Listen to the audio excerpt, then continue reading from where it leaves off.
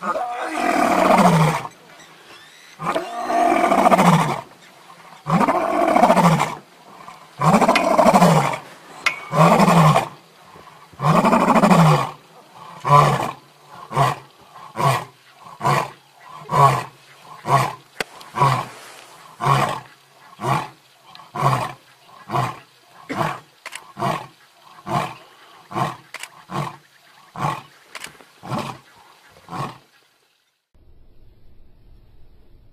name of our lesson,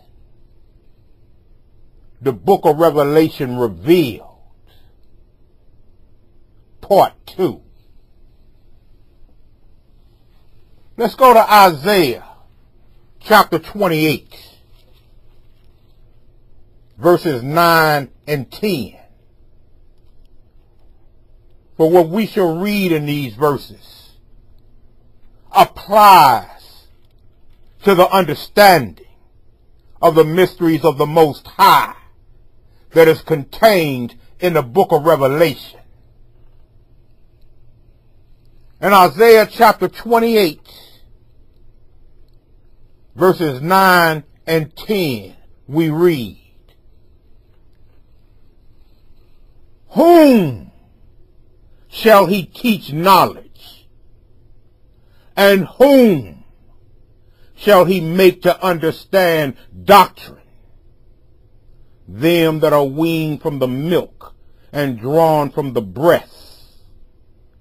For precept must be upon precept, precept upon precept, line upon line, line upon line, her a little and there a little."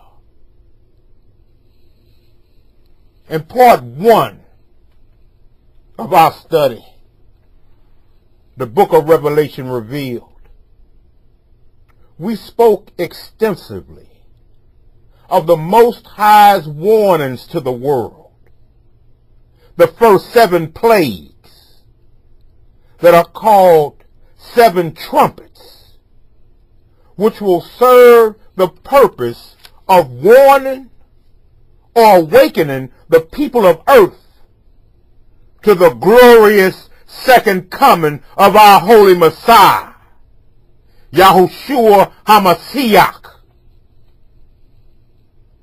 The blast of the first trumpet sounding will signal the beginning of the 7-year tribulation period. A horrific worldwide earthquake will take place that will disrupt the activities of the entire world. These 7 trumpets of warning will take place during the first 3.5 years of the tribulation period and will end when a ceremony will take place in the rebuilt temple in Jerusalem, and a little horn of Daniel chapter 7 is revealed. Mr. 666 himself, the Antichrist. Daniel chapter 7 must be understood by all Bible scholars in order to get a full understanding of the prophecies of the book of Revelation. Let me say that again, because somebody didn't hear me. Daniel, the 7th chapter, must be understood by those who study the book of Revelation in order to get a full understanding of the prophecies of Revelation. This is because Daniel was the first prophet of the Most High to write about the Antichrist's one world government. Daniel wrote his book by the command of the Most High long before this prophecy came to pass. Yet here we are, 2,500 years later, and it has been fulfilled exactly as he prophesied it would. Now in Daniel chapter 2, many of us know that our Hebrew Israelite brother Daniel was the only man on earth who could interpret the Babylonian king Nebuchadnezzar's troubling dream of a great image whose head was of fine gold, his breast and his arms were of silver, his belly and his thighs of brass, his legs of iron, and his feet part of iron and part of clay. Nebuchadnezzar called all the wise men in Babylon to him. They didn't have a clue.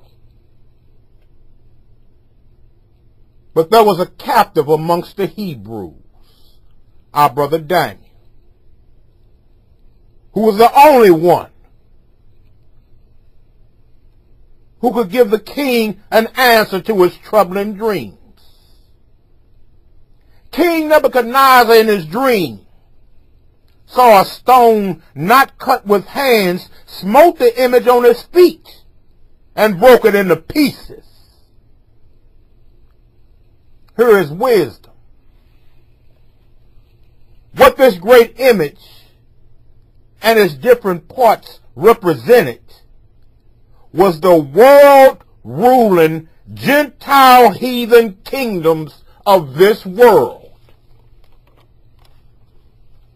We know where to start, because Daniel told Nebuchadnezzar that his kingdom of Babylon was the head of gold. So can we tell from history who the other kingdoms that were represented from this image was? Absolutely. The head of gold was the Babylonian Empire, which reigned supreme from 606 to 539 BC.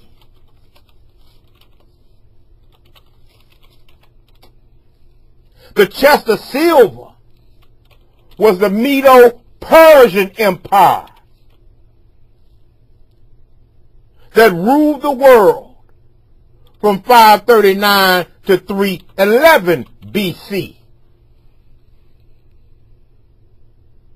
The thighs of bronze was the Empire of Greece, which ruled the world from 311 to 168 BC. And the legs of iron was the Roman Empire, which ruled the world with an iron fist from 168 to 476 AD. Any historian, including our beloved Archaeovadia, will verify that history has indeed recorded these four world-ruling empires.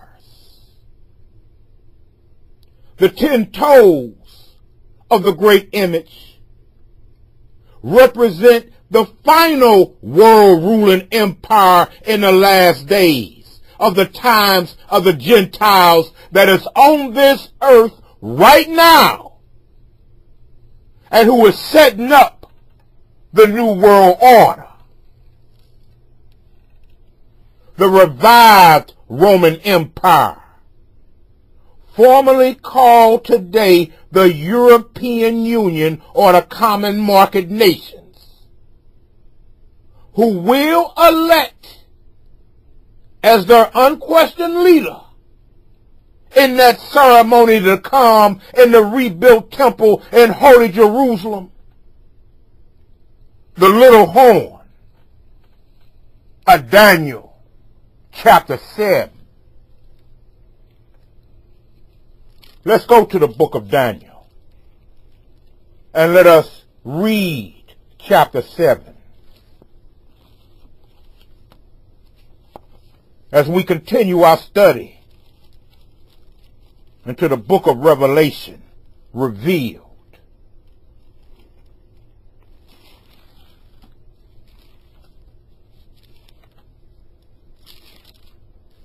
With all your getting, get you understanding, Zion. In Daniel the 7th chapter, starting with the first verse, we read, in the first year of Belshazzar, king of Babylon, Daniel had a dream and visions of his head upon his bed. Then he wrote the dream and told the sum of the matters.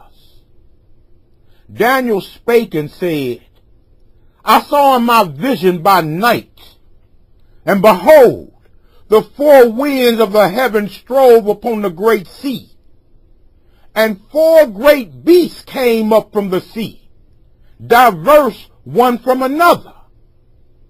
The first was like a lion, and had eagle's wings. I beheld till the wings thereof were plucked, and it was lifted up from the earth, and made stand upon the feet as a man, and a man's heart was given to it. And beheld another beast, a second, like to a bear, and it raised up itself on one side, and it had 3 ribs in the mouth of it between the teeth of it. And they said thus unto it, Arise, devour much flesh. After this I beheld, and lo, another, like a leopard, which had upon the back of it 4 wings of a fowl. The beast had also 4 heads, and dominion was given to it. After this I saw in the night visions, and behold, a 4th beast, dreadful and terrible, and strong exceedingly. And it had great iron teeth. It devoured and brake in pieces, and stamped the residue with the feet of it. And it was diverse from all the beasts that were before it. And it had 10 horns. I considered the horns, and behold, there came up among them another little horn, before whom there were 3 of the first horns plucked up by the roots. And behold, in this horn were eyes like the eyes of man, and a mouth speaking great things. I beheld till the thrones were cast down, and the Ancient of Days did sit, whose garment was white as snow, and the hair of his head like the pure wool. His throne was like the fiery flame, and his wheels as burning fire. A fiery stream issued and came forth from before him. Thousands ministered unto him, and 10,000 times 10,000 stood before him. The judgment was set, and the books were opened. I beheld then, because of the voice of the great words which the horn spake. I beheld even till the beast was slain, and his body destroyed, and given to the burning flame. As concerning the rest of the beast, they had their dominion taken away, yet their lives were prolonged for a season and time. I saw in the night visions, and behold, one like the Son of Man came with the clouds of heaven, and came to the Ancient of Days, and they brought him near before him. And I always like to point this verse out to our non-messianic maniac brothers and sisters and have them try to explain to you who this Son of Man was that Daniel saw, who was brought before the Ancient of Days. Remember, they brought him near before him. All them non-messianic maniacs can do is start scratching and looking around. I haven't found one in 32 years who can explain this verse. Let me read that again. Verse 13. This is what Daniel saw down in Babylon. Verse 13. I saw in the night visions, and behold, one like the Son of Man came with the clouds of heaven, and came to the Ancient of Days, and they brought him near before him.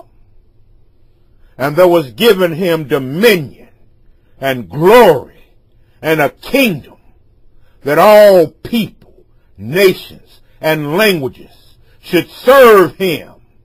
His dominion is an everlasting dominion, which shall not pass away, and his kingdom that which shall not be destroyed. Of course, we know, being servants, humble servants of our Master Yahushua HaMashiach, that this was Yahushua who was brought before the Most High Yah. And of course, that kingdom that shall never pass away shall be the kingdom that he runs on behalf of his Abba. If there's anybody in this room that understands and agrees with that, put a 1,000 up in her. For if you understand that, you are blessed with wisdom that's more precious than fine gold. And it ain't a non-messianic maniac breathing oxygen who can keep you from loving our holy Messiah. Todah Rabbah. Continuing. Verse 15.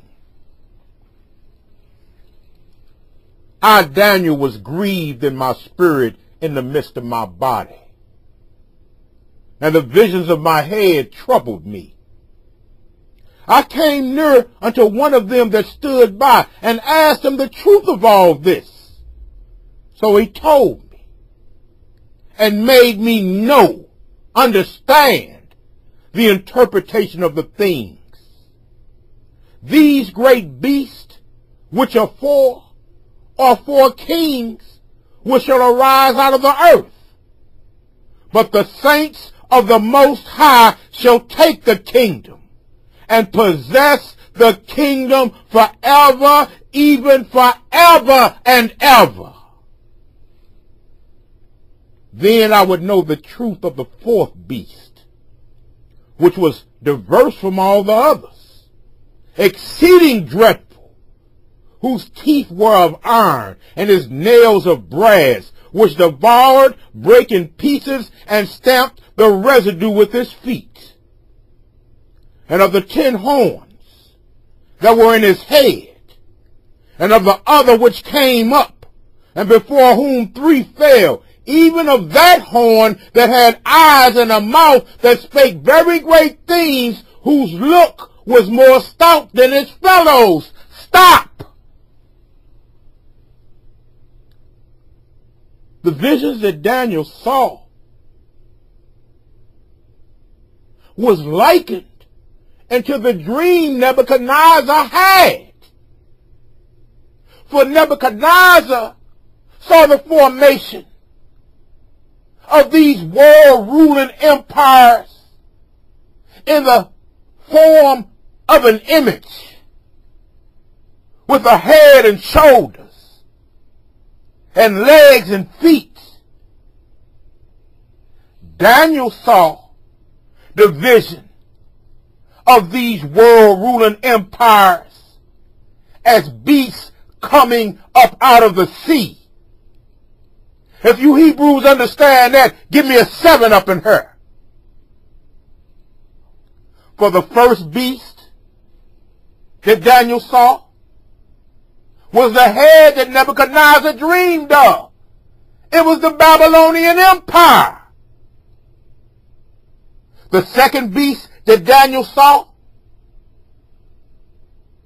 was the chest of silver that was in Nebuchadnezzar's dream, which represented the Medo-Persian Empire, which ruled the world. That third beast that Daniel saw, that leopard, it represented Greece, which ruled the world from 311 to 168 BC. And that fourth beast that Daniel saw, terrible, was none other than one of the most powerful world-ruling empires that ever existed, Rome.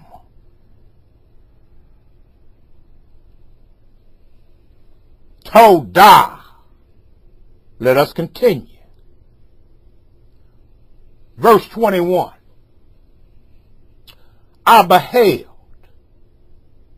and the same horn made war with the saints and prevailed against them. Stop!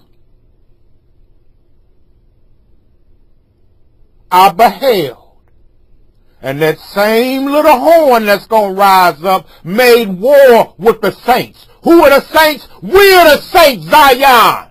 The true bloodline descendants of Yah's chosen people.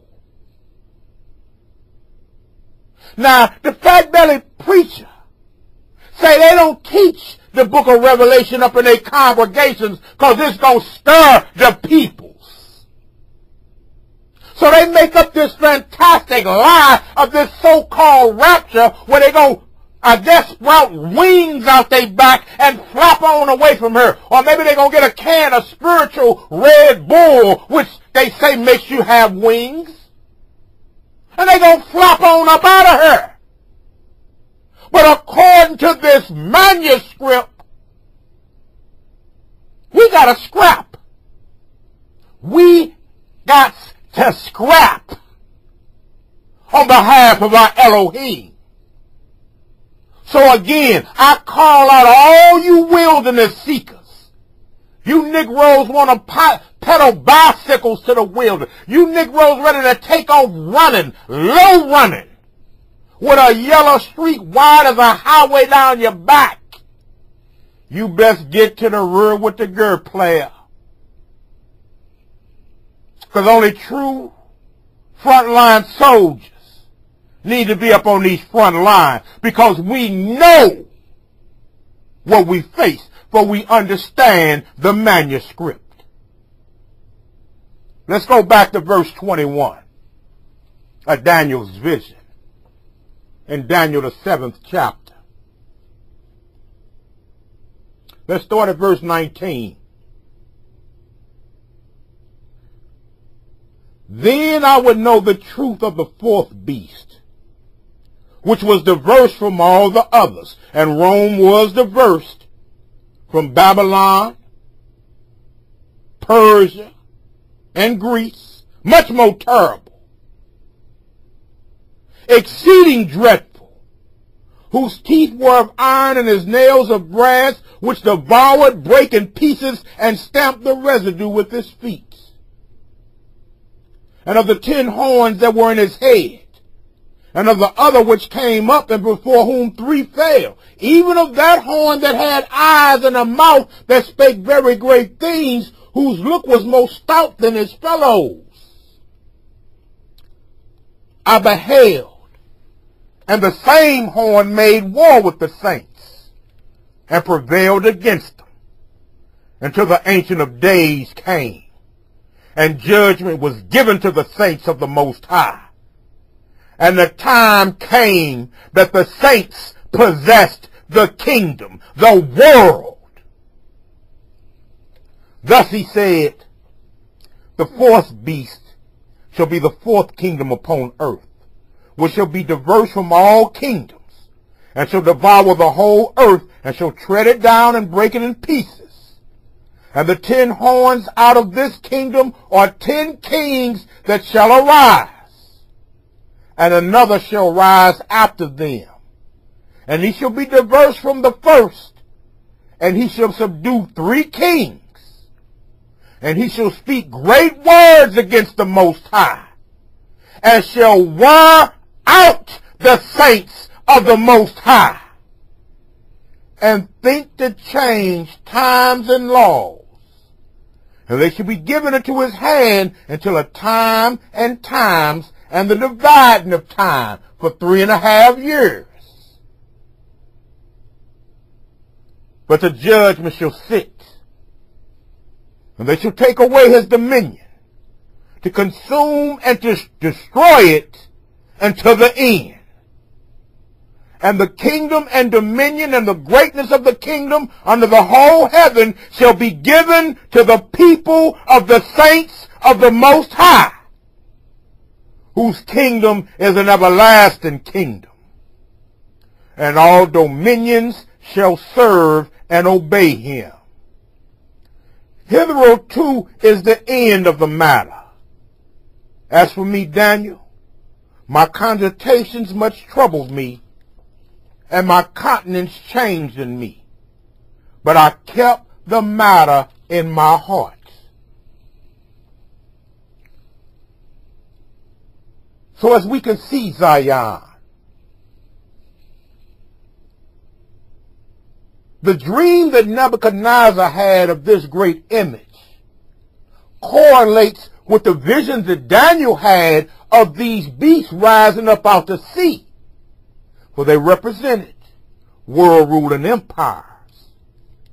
Now Daniel's 4 beasts in chapter 7 represented future kingdoms, just as the image in Nebuchadnezzar's dream did, beginning with the lion, which represented the Babylonian Empire.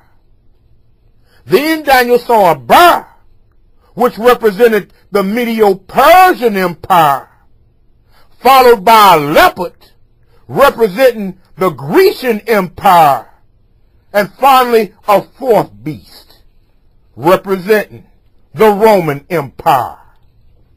These 4 beasts, representing the 4 Gentile heathen world-ruling kingdoms, have all appeared on this earth according to history, thus proving that our brother Daniel was indeed a true prophet of the Most High.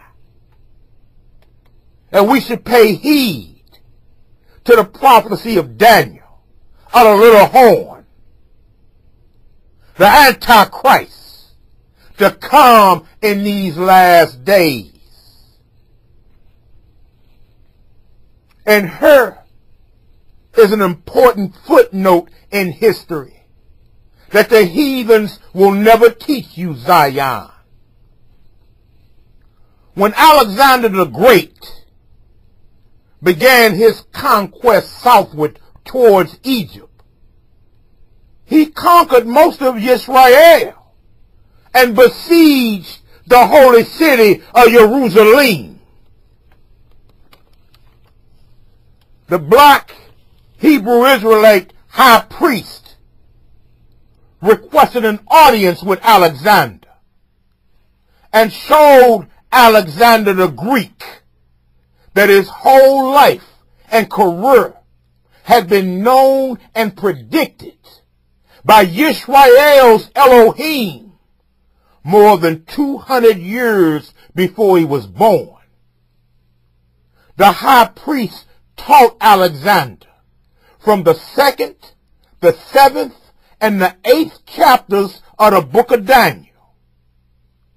And it is noted in history that Alexander fell down on his face and declared Yahweh, the Most High of Yisrael, the God of all gods. He spared Jerusalem and took with him many of the royal family of Judah, our direct ancestors, and made them royal administrators in his conquered kingdoms.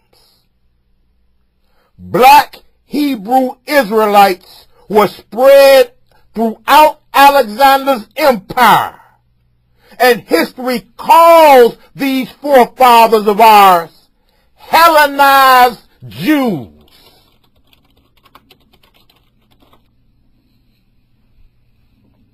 And these Greeks had our Hebrew Bible translated into Greek, into what is called the Septuagint, for the 70 translators who completed this Greek translation of our holy manuscript in 165 BC in a city founded by and named for Alexander, called Alexandria, Egypt, which still exists unto this day. And at one time, the library in Alexandria, Egypt, was one of the 7 wonders of the ancient world. So don't you believe for a second, Zion, that these Gentile heathens don't know who you are. But look it up for yourself. Look at ancient Greek, and you will see images of these Hellenized Jews, and they blacker than Lou Rawls. And they still up in the museums in Athens, in Greece, unto this day.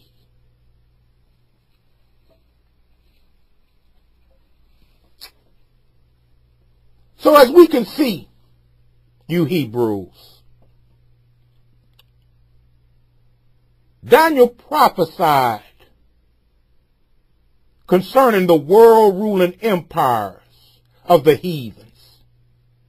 And history proves today, indeed, Daniel was a true prophet of the Most High. Now let's begin part 2 of our lesson again in Revelation, the 13th chapter. And let's start with verse 1.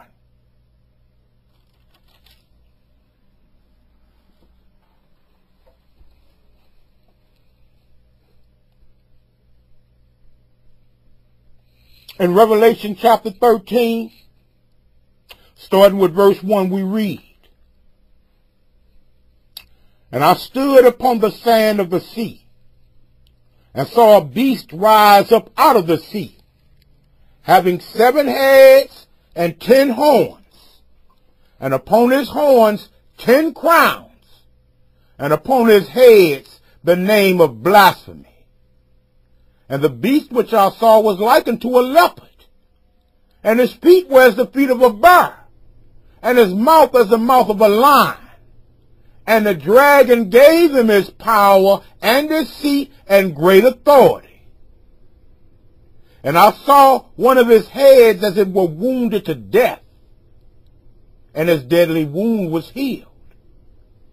And all the world wondered after the beast." This beast that John saw in the Revelation was a combined beast of those 4 world-ruling empires that Nebuchadnezzar and Daniel saw many years ago. But this beast had a deadly wound that was healed. For Rome, which was the final of the world-ruling empires, when it ceased to be a world-ruling empire, it was foretold of in Nebuchadnezzar's dream that it would be revived. And indeed, the European community, also called the Common Market Nations, is the revived Roman Empire on this earth. It originally started out with the 10 Common Market Nations, which started the European Union. And those 10 Common Market Nations represents the 10 toes that Nebuchadnezzar saw in his image. If there's anybody in this room that understood what I just said, put a 7 up in her. For if the Roman Empire indeed has been revived and is on this earth unawares today, that deadly wound has been healed. Todah. Continuing. Verse 4. And they worship the dragon, Satan, which gave power unto the beast. Remember, Satan's seat is in the Vatican in Rome. The religious power behind the New World Order will be Rome.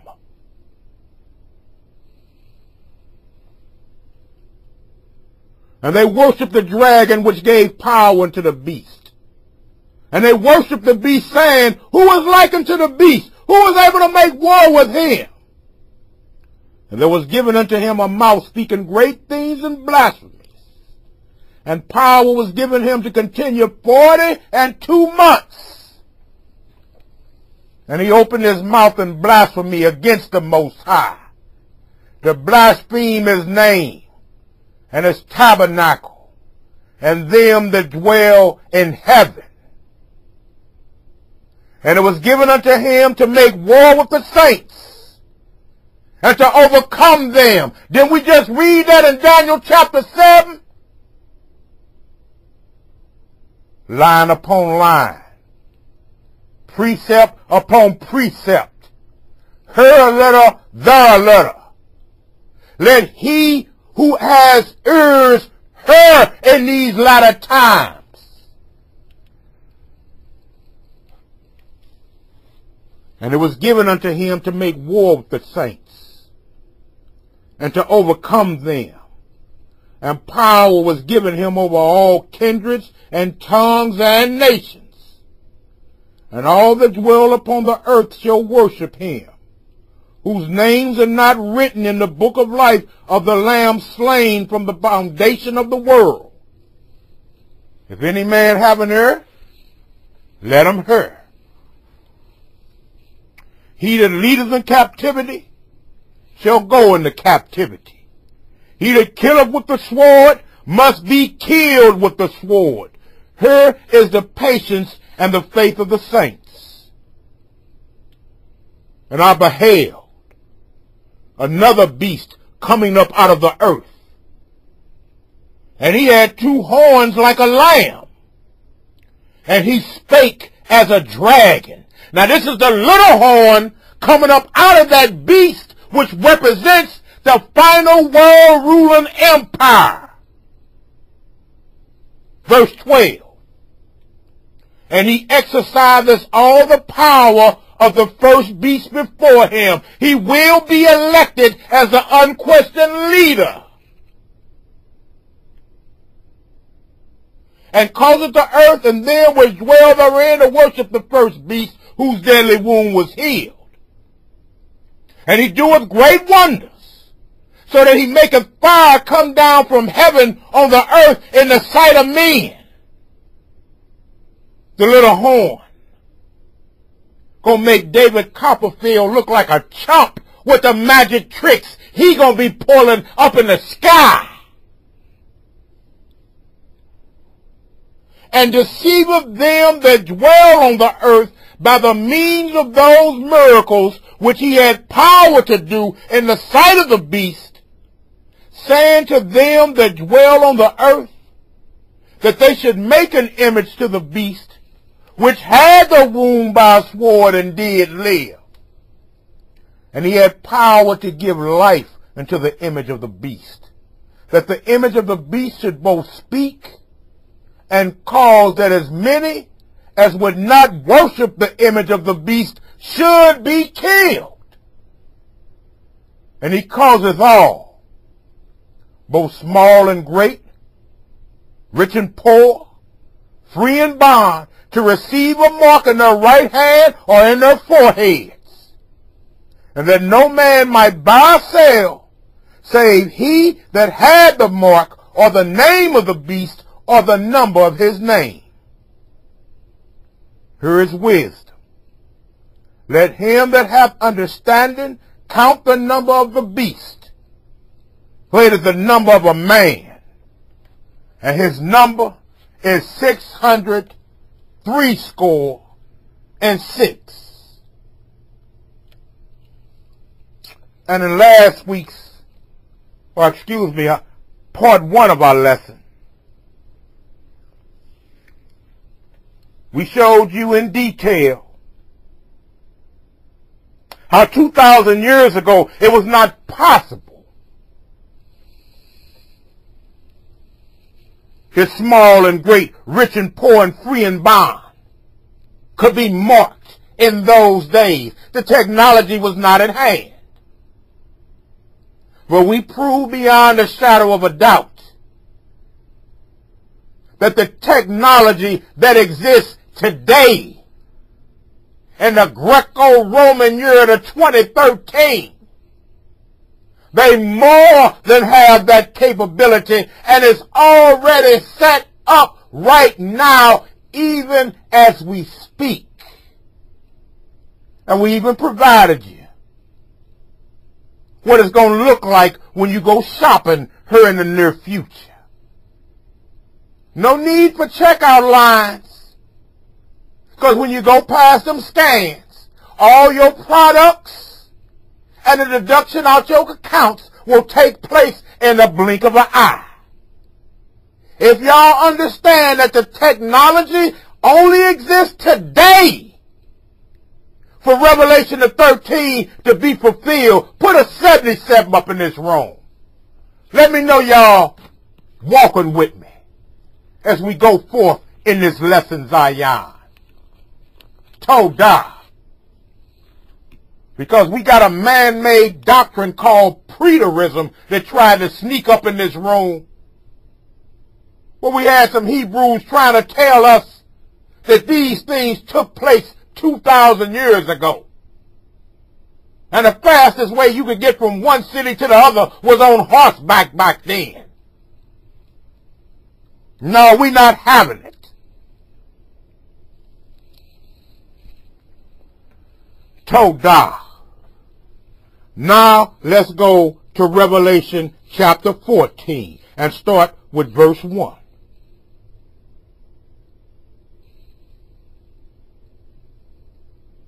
In Revelation chapter 14, starting with verse 1, we read,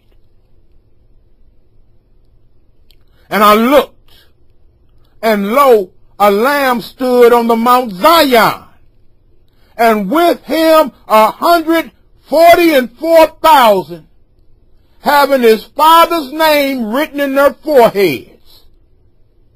And I heard a voice from heaven, as the voice of many waters, and as the voice of a great thunder. And I heard the voice of harpers harping with the harps. And they sung, as it were, a new song before the throne, and before the four beasts and the elders. And no man could learn that song but the 144,000, which were redeemed from the earth. These are they which were not defiled with women, for they are virgins. These are they which follow the Lamb whithersoever he goeth. These were redeemed from among men, being the firstfruits unto Yah and to the Lamb. And in their mouth was found no guile, for they are without fault before the throne of the Most High.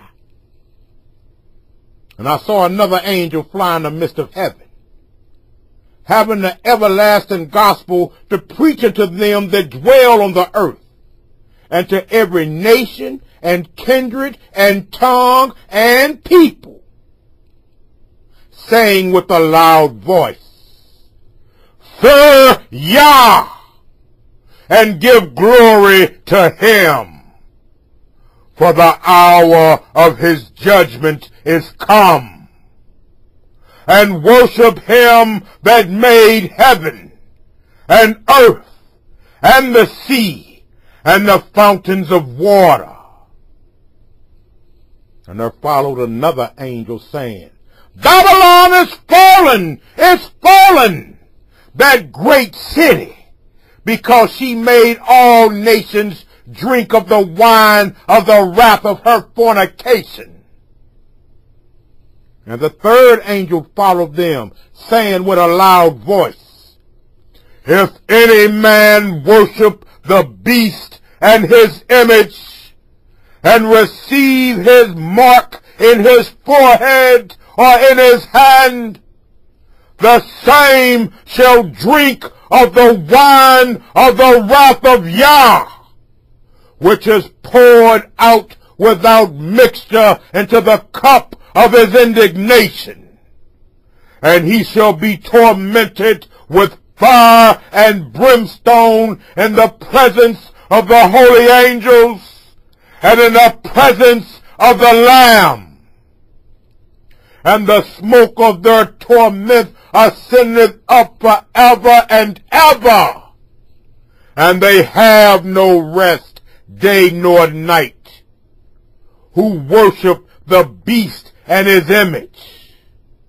And whosoever receiveth the mark of his name. Here is the patience of the saints. Here are they that keep the commandments of Yah and the faith of Yeshua. And I heard a voice from heaven saying unto me, Write, Blessed are the dead, which die in Yahweh from henceforth. Yea, saith the Spirit, that they may rest from their labors, and their works do follow them. And I looked, and behold a white cloud, and upon the cloud one sat like unto the Son of Man, having on his head a golden crown, and in his hand a sharp sickle. And another angel came out of the temple, crying with a loud voice to him that sat on the cloud, Thrust in thy sickle and reap, for the time is come for thee to reap, for the harvest of the earth is ripe. And he that sat on the cloud thrust in his sickle on the earth, and the earth was reaped.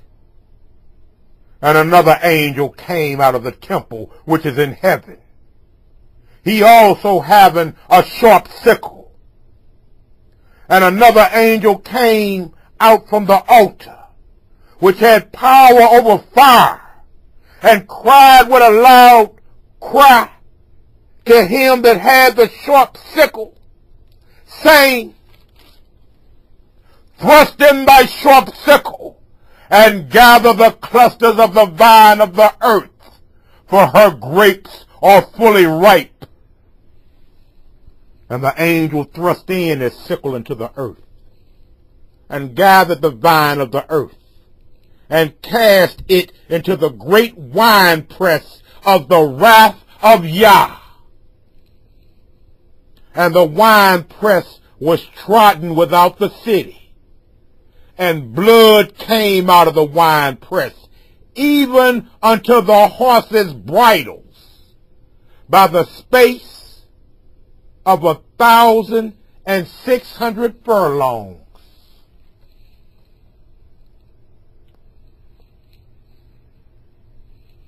A 1,600 furlongs is 184 miles long, Zion, the full length of Palestine. The average height of a horse's bridle is about 4 to 5 feet. So I want y'all to picture blood flowing, 184 miles long, 5 feet high.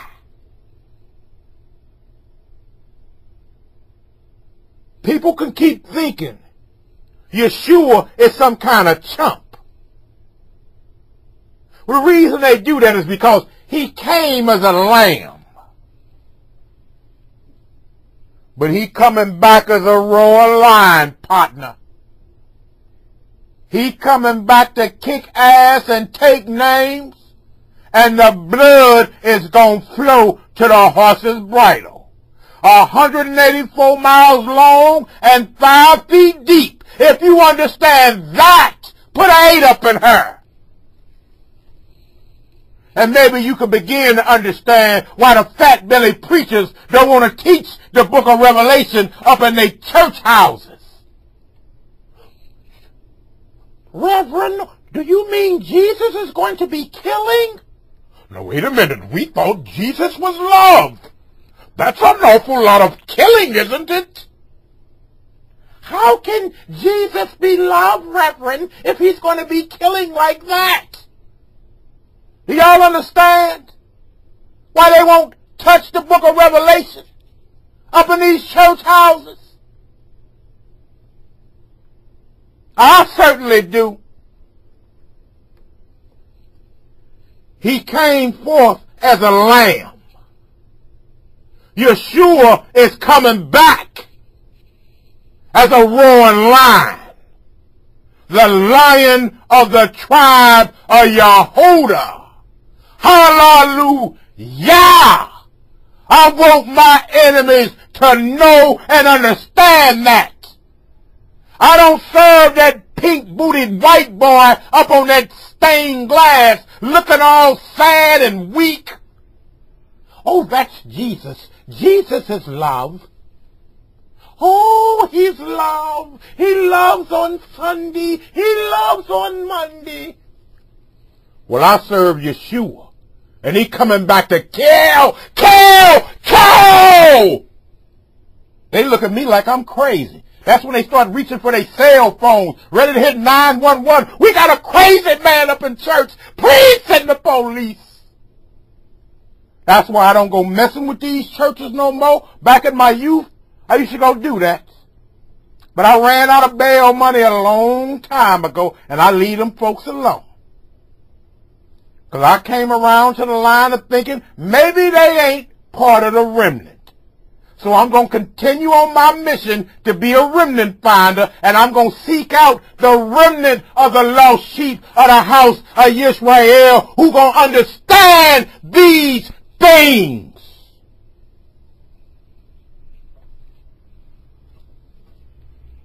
Make me lose my spot. Me slobbing everywhere. Let me slow down and take a few breaths.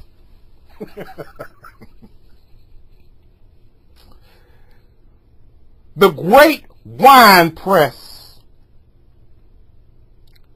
of the wrath of Yah is not to be played with Zion. Revelation chapter 15 begins the preparations for the last 7 vials that Yah shall pour forth unto the earth. The wrath of Yah in the book of Revelation began with the 7 seals in Revelation chapter 6. Now let us closely take a look at the beginning of Yah's wrath in Revelation before we study the end of Yah's wrath in the book of Revelation. So let's go back, because remember, we're using the precepts of wisdom that we read when we started part 2 of our lesson contained in Isaiah. Line upon line, precept upon precept, her letter, the letter. Because for you to truly understand a comprehensive study of the book of Revelation, we must go back and forth, here a little and there a little, that understanding might be had by one and all. So let's go back to Revelation chapter 4 and read chapters 4, 5, and 6 of the book of Revelation.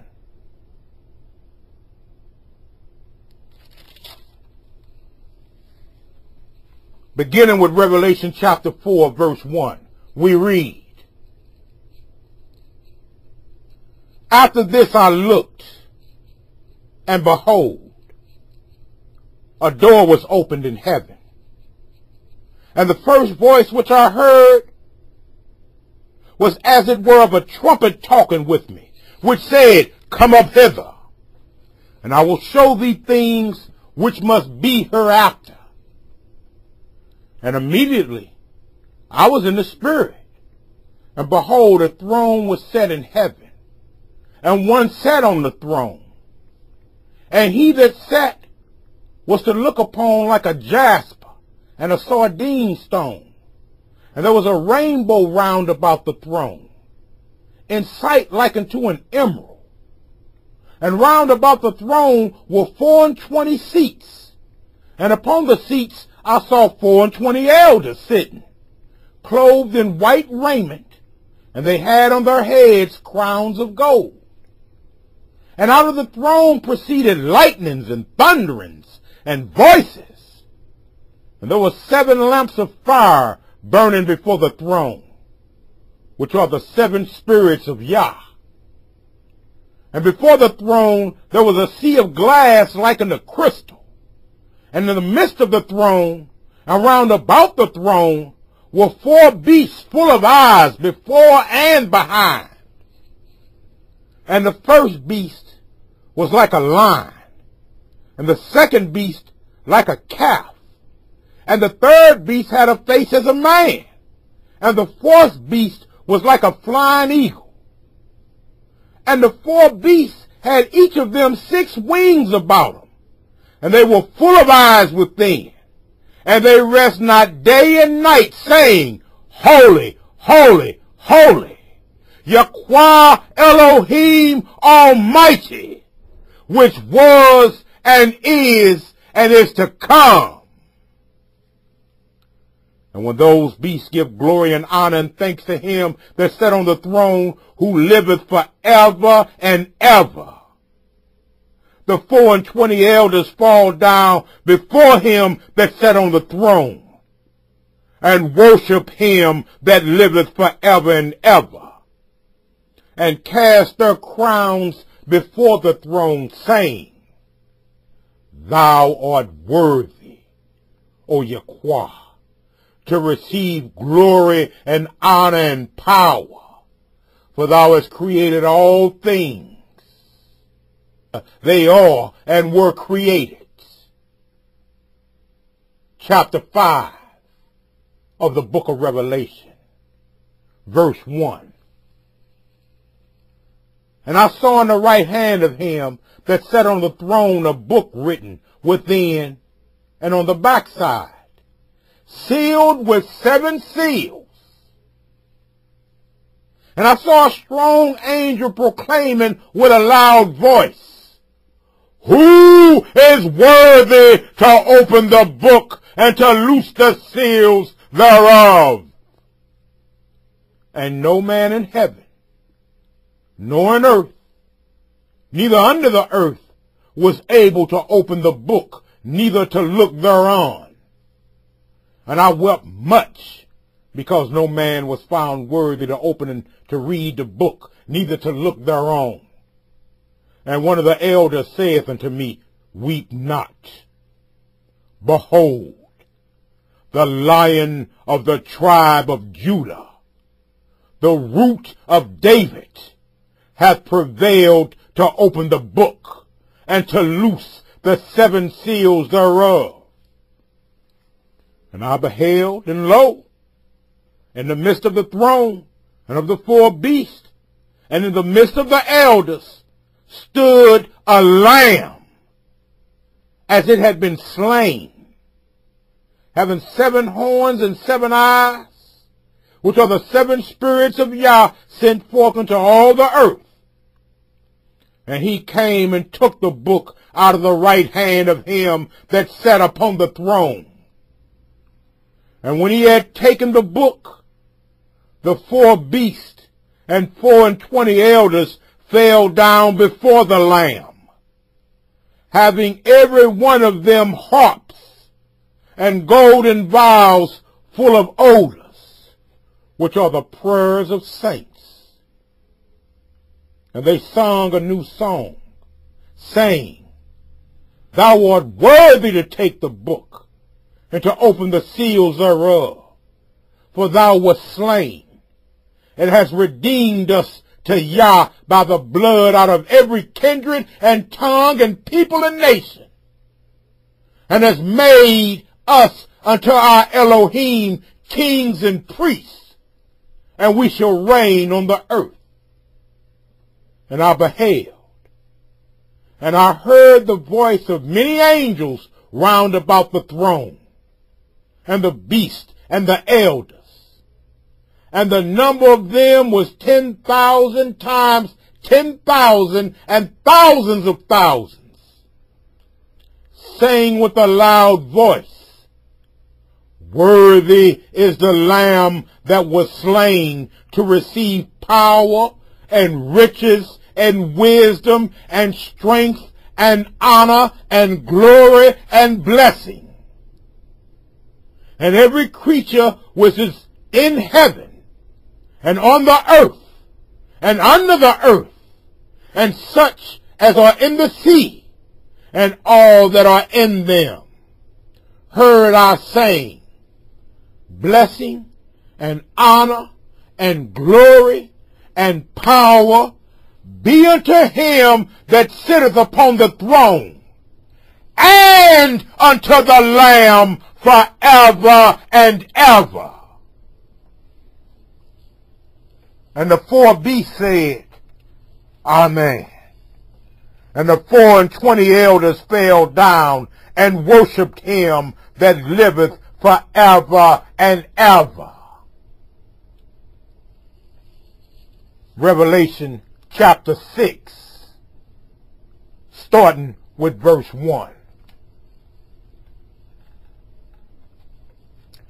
And I saw when the Lamb opened one of the seals, and I heard, as it were the noise of thunder, one of the 4 beasts saying, Come and see. And I saw, and behold, a white horse, and he that sat on him had a bow, and a crown was given unto him. And he went forth conquering and to conquer. And when he had opened the 2nd seal, I heard the 2nd beast say, Come and see. And there went out another horse that was red, and power was given to him that sat thereon to take peace from the earth, and that they should kill one another. And there was given unto him a great sword. And when he had opened the 3rd seal, I heard the 3rd beast say, Come and see. And I beheld, and lo, a black horse. And he that sat on him had a pair of balances in his hand. And I heard a voice in the midst of the 4 beasts say, A measure of wheat for a penny, and 3 measures of barley for a penny, and see thou hurt not the oil and the wine. And when he had opened the 4th seal, I heard the voice of the 4th beast say, Come and see. And I looked, and behold, a pale horse, and his name that sat on him was Death, and hell followed with him. And power was given unto them over the 4th part of the earth, to kill with sword, and with hunger, and with death, and with the beast of the earth. And when he had opened the fifth seal, I saw under the altar the souls of them that were slain for the word of Yah, and for the testimony which they held. And they cried with a loud voice, saying, How long, O Most High, holy and true, dost thou not judge and avenge our blood on them that dwell on the earth? And white robes were given unto every one of them. And it was said unto them that they should rest yet for a little season, until their fellow servants also and their brethren that should be killed as they were should be fulfilled. Stop!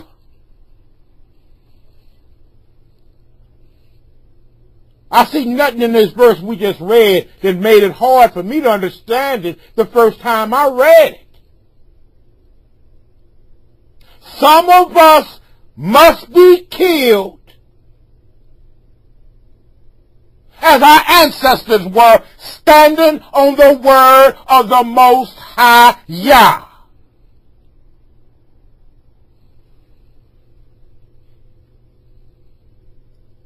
All this fleeing, all this running, that shows a lack of spiritual courage to your brother Jacob. And I can't stand a coward. I got a new pit bull, Mr. Bojangles. Then already gave him several tests. Because if he got a streak of cowardice in him, he got to go. You gets no gravy train and biscuits and chicken bones round her being a coward. Mr. Bojangles is rough and ready. He's ready to go. So he gonna continue to get some good hot gravy trains, some biscuit remnants, and some chicken bones. The Most High don't reward cowardice, Zion. The Most High can't stand cowardice in his chosen people, Yisrael. So it's time for some of y'all to start pulling out your big boy boots and practice on lacing them up tight above the ankles. For the time is coming. You say that you love the Most High. You stand on what the Most High is. It's going to be put to the test. And some of us will be martyred as our fellow servants were, according to the manuscript. Now, Brother Jacob could have watered that down and tried to break that down to you gently as to not scare some of you. I want to scare you. It's best you be scared now and pray to the Most High for a reasonable portion of courage. So when the fateful day comes, you can stand with your brother Jacob on the front lines. And if it's the Most High's will, we enter the kingdom as fellow servants, slain for the word of the Most High, as our fellow servants who asked the Most High, how long was it going to be before you go avenge our blood on those who took our lives? Because it's best to be martyred and make it into the kingdom than to slink a coward into the lake of fire forever and ever and ever. I'm here to stir the hell out of some of you. Literally.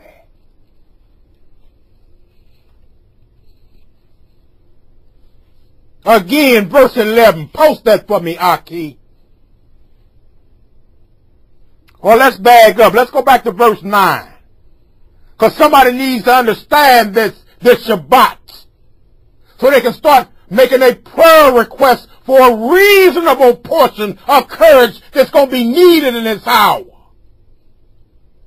Me, I was born with courage. Slapped the hell out the doctor that slapped me as an infant. I ain't scared. And I salute my brethren of the faith who ain't scared either. Verse 9. And when he had opened the fifth seal, I saw under the altar the souls of them that were slain for the word of Yah, and for the testimony which they held. And they cried with a loud voice, saying, How long, O Elohim, holy and true, dost thou not judge and avenge our blood on them that dwell on the earth? And white robes were given unto every one of them. And it was said unto them that they should rest yet for a little season, unto their fellow servants also and their brethren that should be killed as they were, should be fulfilled.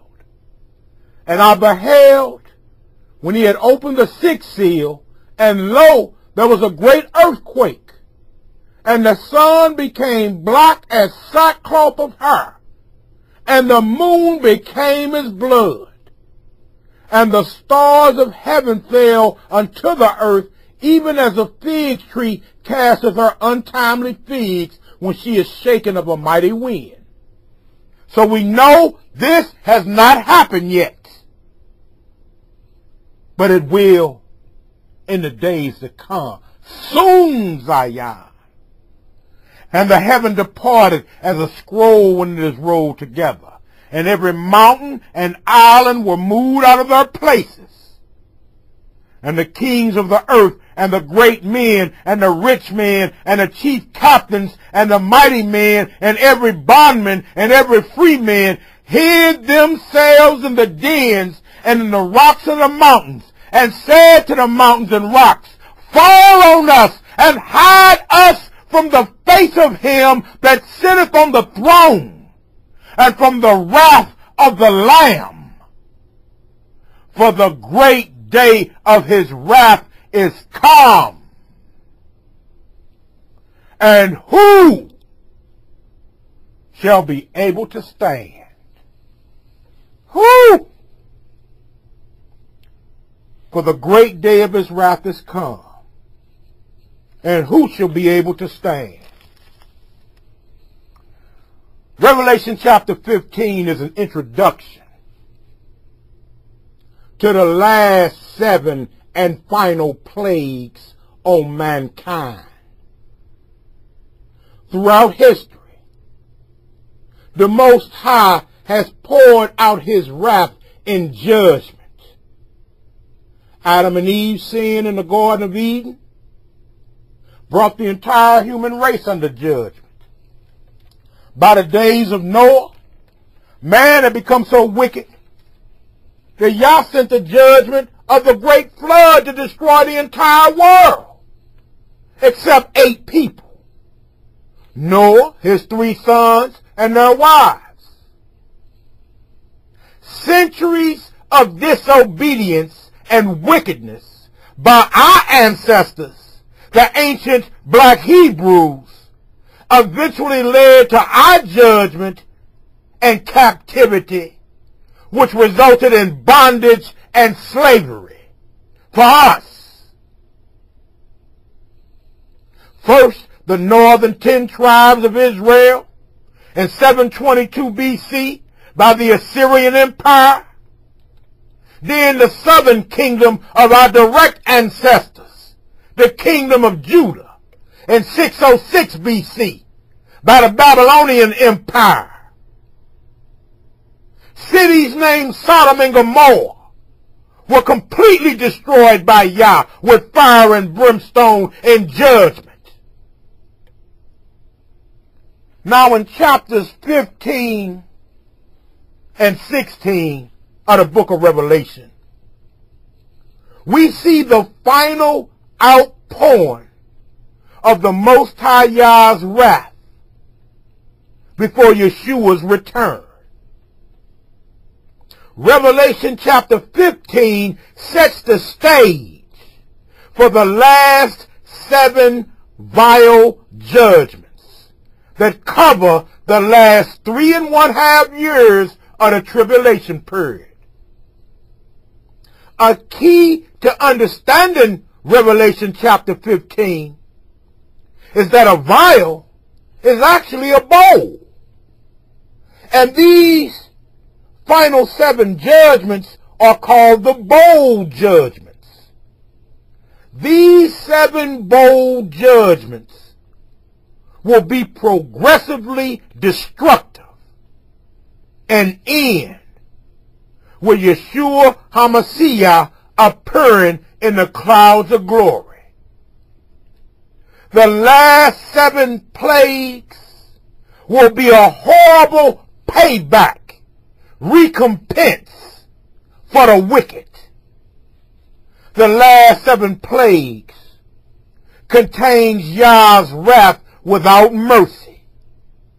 The Most High will repay the wicked at the level of cruelty that they will demonstrate upon us during the tribulation period. Because you ain't going to grow no wings and fly nowhere, Zion. Did we read in Daniel 7 that the saints going to get wore out? Haven't we read in Revelation that the beast is coming after the saints to wear them out?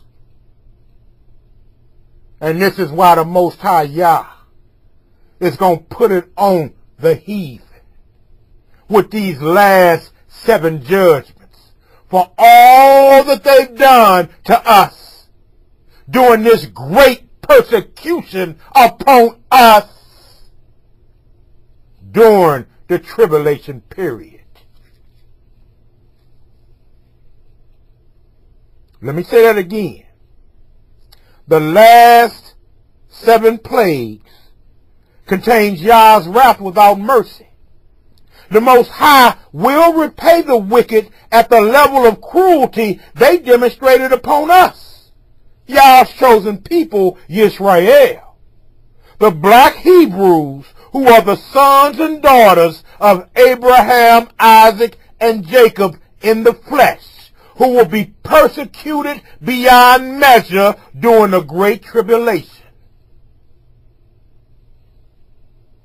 Only the saints who will remain alive will survive and witness this great and awesome recompense. And oh yeah, there will be some saints who remain alive who will go unscathed during the entire tribulation period, to be a living witness of Yah's great power and might, and that the Most High keeps His word to the letter.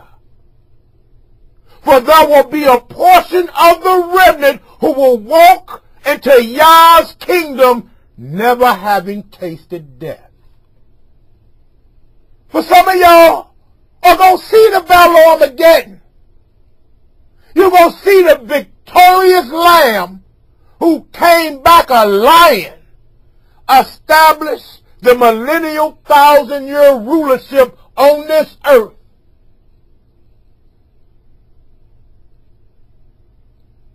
And y'all gonna have so many Hebrews running up on you, wanting a blow-by-blow detail, an eyewitness account of all that you have seen. Now, I've always ran across Hebrews who, for some reason, they just know they're going to be one of them Hebrews who going to walk up into the kingdom and never tasted death. Me, I'm just the opposite. I've been banging with this heathen and calling them out for so long. And I've been in battle and I'm fighting them to the second. I'm scraping with them. It's tooth and nail. One day I can't get my nose above water. I'm drowning. I have to holler, help me, Father. And your brother Jacob don't see himself going out that way. That's why I often tell y'all, I talk as a dead man. I ain't got no reason to be scared of this heathen bastard. They sitting outside my house right now, taking pictures. Got their little listening devices set up. So what? I ain't scared of them. I ain't scared of their master, Satan and the devil. Because I came to the conclusion a long time ago. I sat up one night and said, you know what? If I live to when the mark of the beast come out, if I refuse to take the number, they're going to cut my head off. So I might as well make that decision right now. To hell with them. Do what you want to do to this flesh. You can't touch my soul. It belongs to my Elohim. The Elohim of my Israelite dream. And I've been rolling with the Most High ever since. With a flak jacket on, with no fear written on the front and the back. Sling your arrows, fire your guns, bring your swords and sharpen them up. Put some more weight on the guillotine. I ain't scared. Wasn't scared back then. Damn sure ain't scared right now. I teach the book of Revelation, and I will scatter peoples. I'm kind of off like that. Always have been. I makes no apologies. But one thing I want you Israelites to know. Our history in this Holy Bible is replete with our ancestors' examples of great spiritual courage, such as when Daniel boldly went down into that lion's den, when Shadrach, Meshach, and a bad Negro told Nebuchadnezzar to shut the hell up. We ain't bowing down and worshiping your image. Put some more logs in that fire so we'll walk in it. It's our Elohim who will deliver us.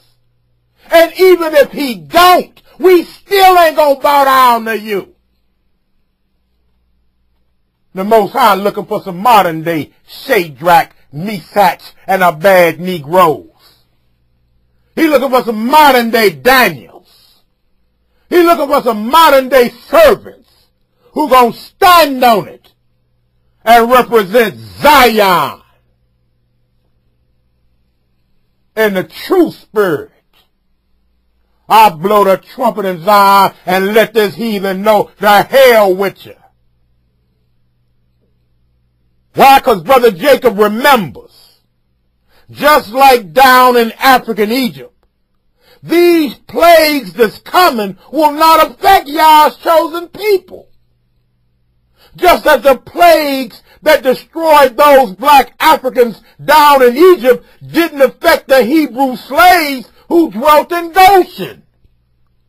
Do y'all realize that when them frogs and that lice and them hell with fire came raining down on them Egyptians, not one frog, not one lice, not one boil affected the Hebrews who lived in the slave encampment in Egypt named Goshen.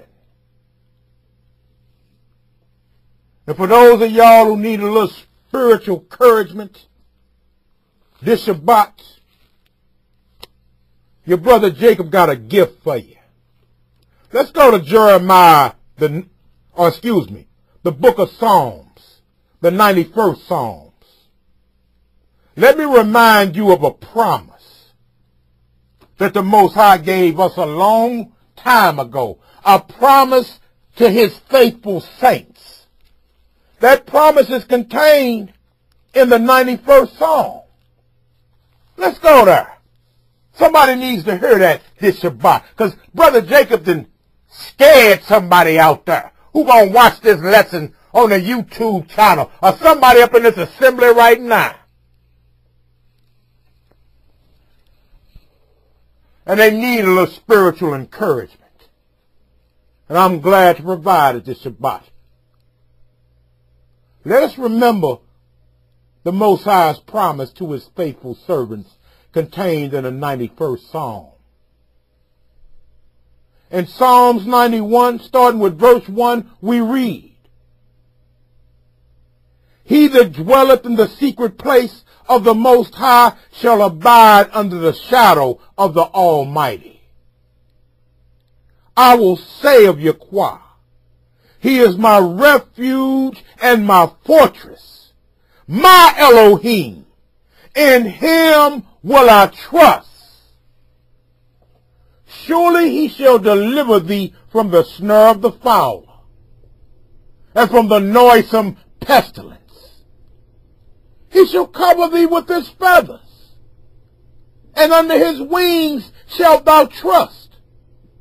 His truth shall be thy shield and buckler.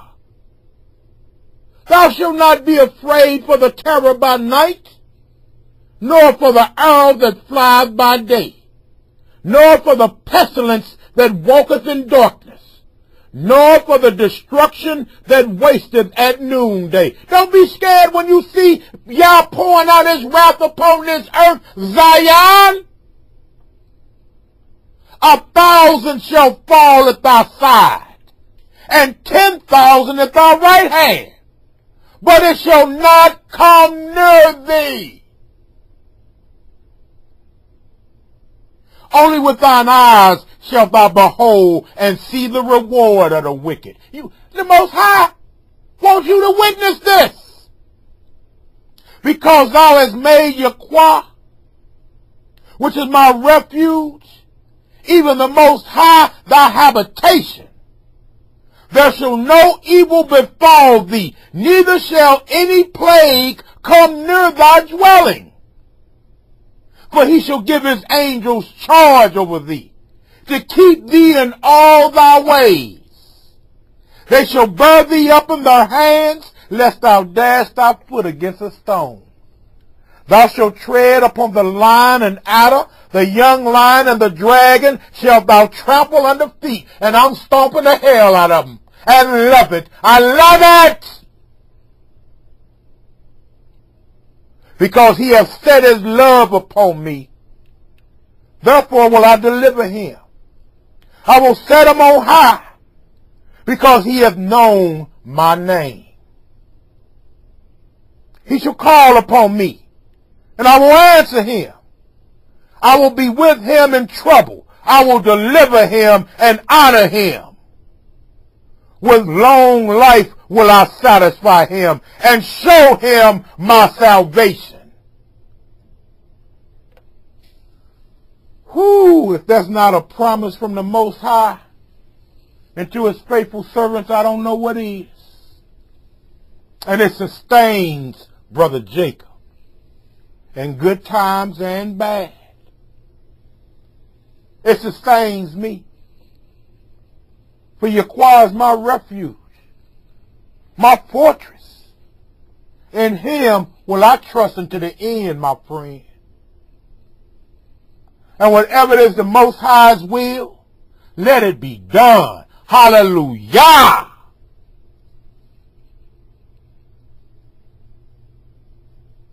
Now let's quickly read Revelation chapter 15 and chapter 16.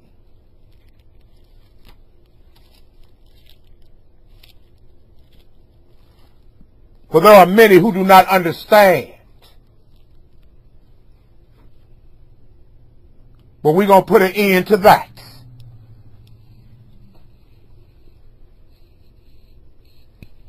In Revelation chapter 15, starting with verse 1, we read, "And I saw another sign in heaven, great and marvelous, 7 angels having the 7 last plagues. For in them is filled up the wrath of Yah. And I saw as it were a sea of glass mingled with fire, and them that had gotten the victory over the beast, and over his image, and over his mark, and over the number of his name, stand on the sea of glass, having the harps of Yah. And they sing the song of Moses, the servant of Yah, and the song of the Lamb, saying, Great and marvelous are thy works, Yahweh Elohim Almighty. Just and true are thy ways, thou King of saints. Who shall not fear thee, O Yah, and glorify thy name? For thou only art holy. For all nations shall come and worship before thee. For thy judgments are made manifest.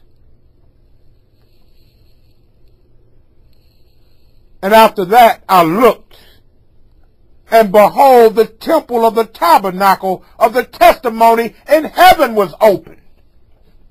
And the 7 angels came out of the temple, having the 7 plagues, clothed in pure and white linen, and having their breasts girded with golden girdles. And one of the 4 beasts gave unto the 7 angels 7 golden vials, bowls, full of the wrath of Yah, who liveth forever and ever. And the temple was filled with smoke from the glory of Yah, and from his power. And no man was able to enter into the temple till the 7 plagues of the 7 angels were fulfilled. Chapter 16. And I heard a great voice out of the temple saying to the 7 angels, Go your ways, and pour out the vials of the wrath of Yah upon the earth. And the first went and poured out his vial upon the earth. And there fell a noisome and grievous sore upon men, which had the mark of the beast, and upon them which worshipped his image. So if you crack at the end, and you scared of that blade on that guillotine, you don't want to get your head cut off. I don't want to go. I don't want to go. Okay, I'll take the mark. I'll take it. Wait a minute. Wait a minute. I could see some of y'all now kicking and hollering like a little kid being made to go take a bath as a little youngin'. I don't want to go. I don't want to go. Go on and break down then if you want to and take the mark. When this first bowl is poured out, this is what you got coming. And the first went and poured out his vial upon the earth. And there fell a noisome and grievous sore upon the men which had the mark of the beast, and upon them which worshipped his image. I hope you have balls coming out your rear end. I hope you have balls with hair on them that itch coming out your private parts. And you can't say you wasn't warned, partner.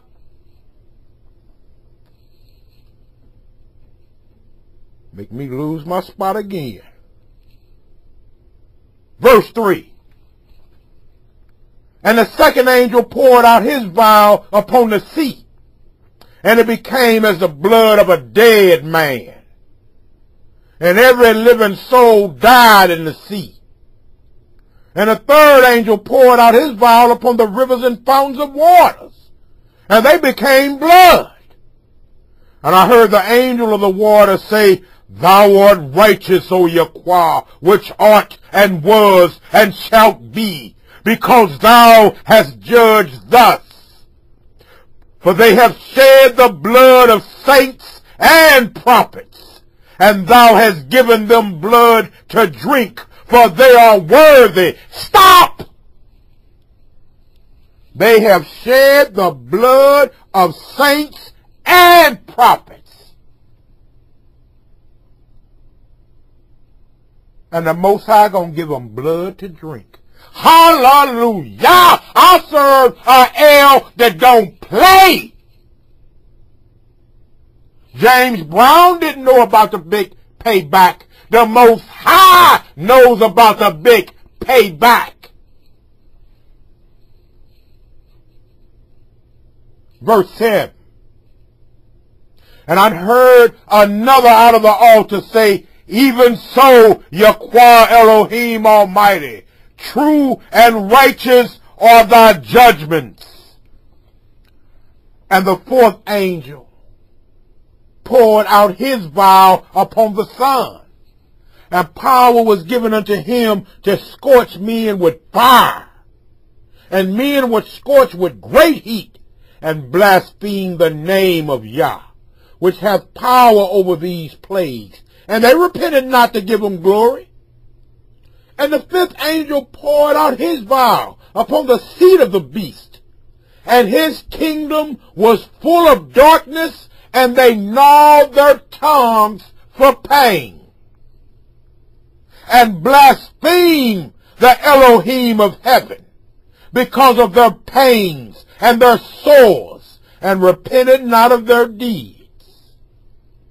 And the sixth angel poured out his vial upon the great river Euphrates, and the water thereof was dried up, that the way of the kings of the east might be prepared.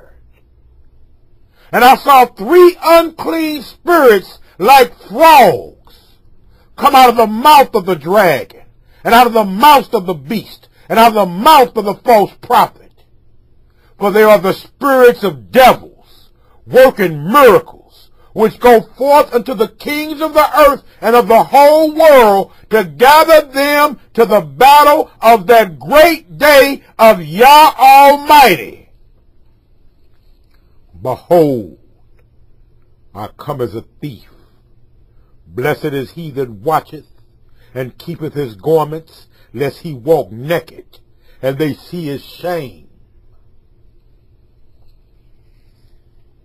And he gathered them together into a place called in the Hebrew tongue Armageddon. And the seventh angel poured out his vial into the air. And there came a great voice out of the temple of heaven from the throne, saying, It is done. And there were voices and thunders and lightnings.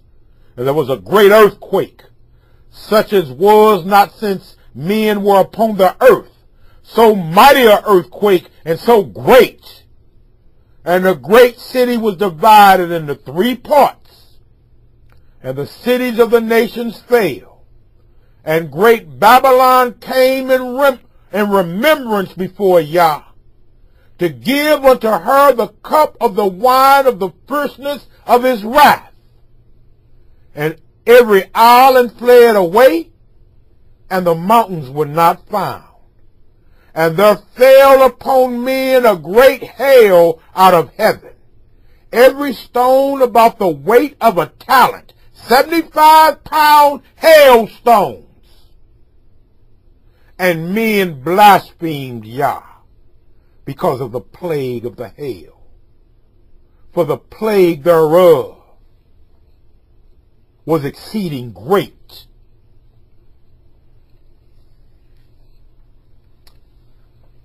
Some of the 7 bowls of these last plague judgments are somewhat similar, if you remember, to the destruction caused by the 7 trumpets from part 1 of our lesson.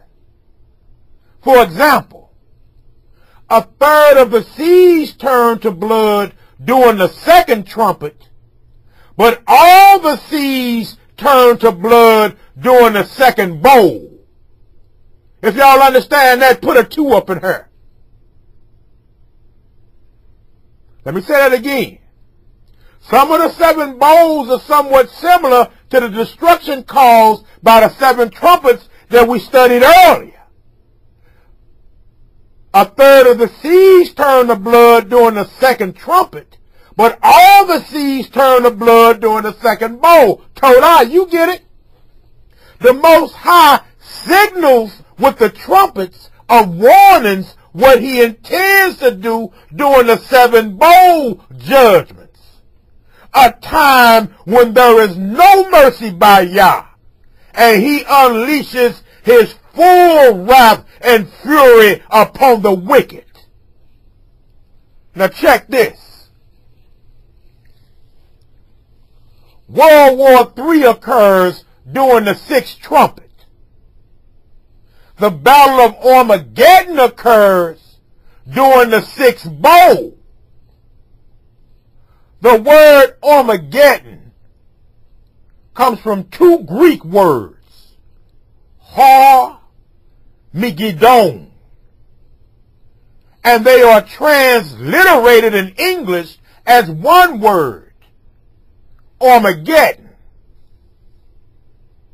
There is a small plain called Megiddo that is not far from Jerusalem. This is where Earth's last battle will be fought. The Battle of Armageddon parallels the contest between Elijah and the 450 prophets of Baal on Mount Carmel.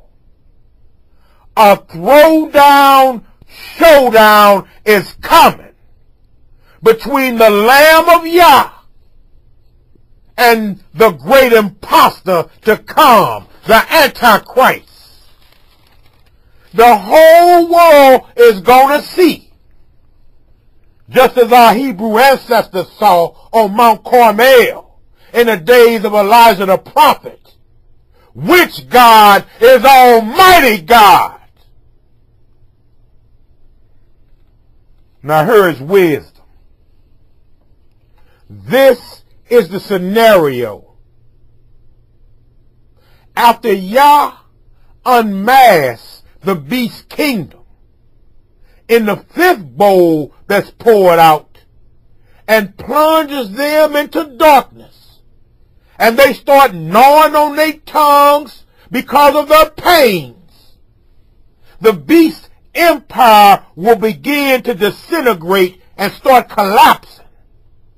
That's when a supernatural cloud will appear in the sky, the sign of Yeshua HaMashiach's return. Let's go to Matthew the 24th chapter, the 30th verse. One verse.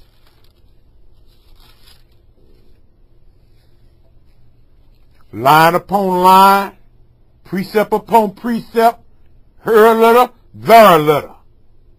Again, this is the scenario.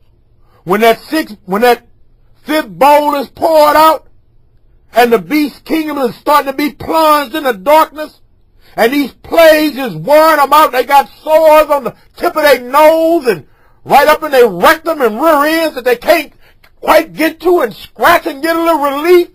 All things going to start breaking down. There's going to be a little panic in the air.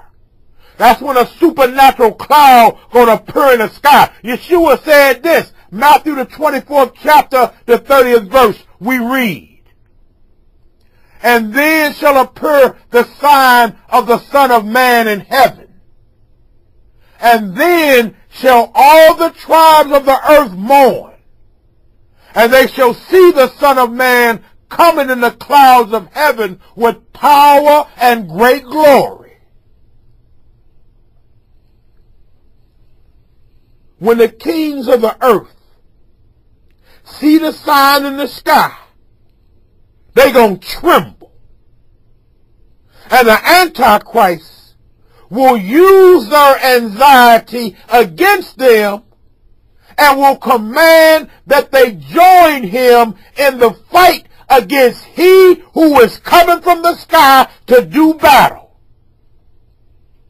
To convince the kings of the earth this is their last chance to save themselves from destruction, the devil sends 3 powerful demons to help persuade them, which we just read in the book of Revelation. So indeed, the Antichrist and his full force will be drawn down into the valley of judgment upon the plains of Megiddo. And hallelujah, hallelujah, hallelujah, we all know how that's going to end for the wicked. Now don't we? If you don't, you sure don't want to miss part 3 of our lesson. The book of Revelation revealed. I salute my brothers and sisters of the faith, who gonna stand strong with Brother Jacob in this hour, who gonna lift up the name of our Elohim, come hell or high water, and who ain't scared to stand in this hour for the Most High Yah. For we know that with the formation of the New World Order will come the persecution. And we look forward to a straight soldier of the Most High's execution. Shalom to the 12 tribes worldwide.